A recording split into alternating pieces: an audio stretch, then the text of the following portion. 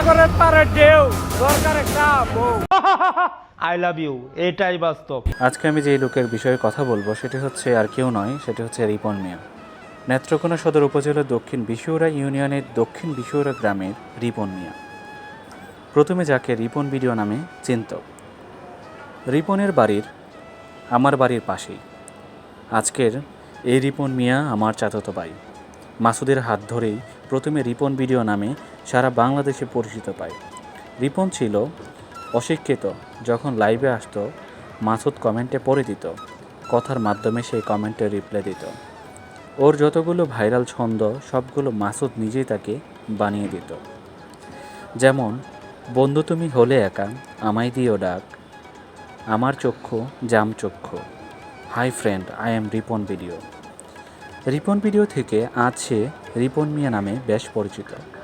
শুরুতে রিপন ভিডিও নামে মাসুদ তার একটি ফেসবুক পেজ খুলেছিল। এক সময় সেই পেজের 20 লক্ষ পরিবারের সদস্য পরিণত হয়, যেটা মনিটাইজেশন পাওয়ার আগেই মাসুদের ফেসবুক আইডি সহ ডিসেবল হয়ে যায়।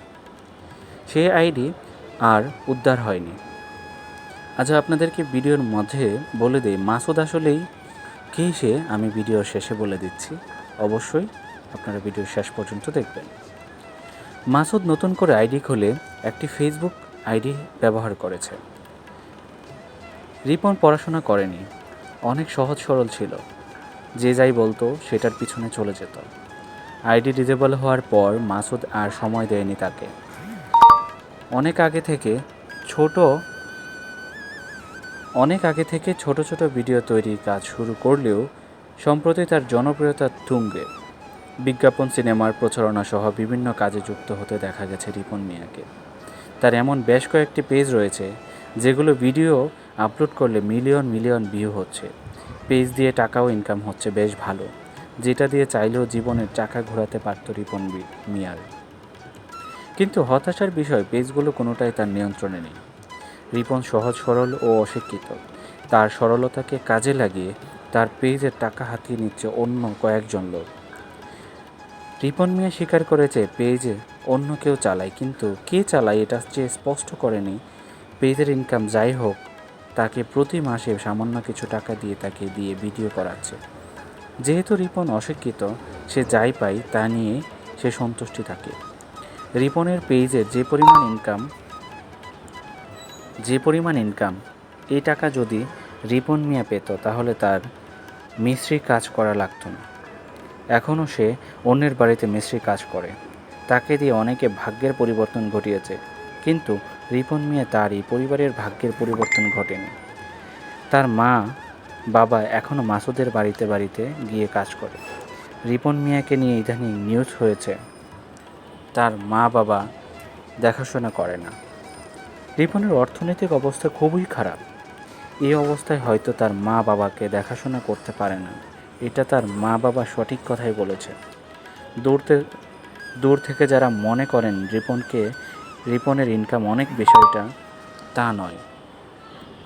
তার সকল পেজের ইনকাম নামে মাত্র একটা ইনকাম সে পায়।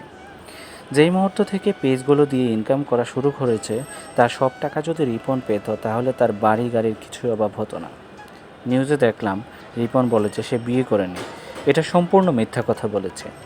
রিপনের বউ বাচ্চা সব তার আলাদা সংসার রয়েছে। গত কয়েকদিন আগে কয়েকজন টিভি সাংবাদিক অনুমতি ছাড়া পরিবারের সদস্যদের ভিডিও ধারণ করার তিনি মর্মাহত হয়েছে। এটা নিয়ে যে সে ফেসবুকে স্ট্যাটাস দিয়েছে, এটাও তার হাতের লেখা স্ট্যাটাস না।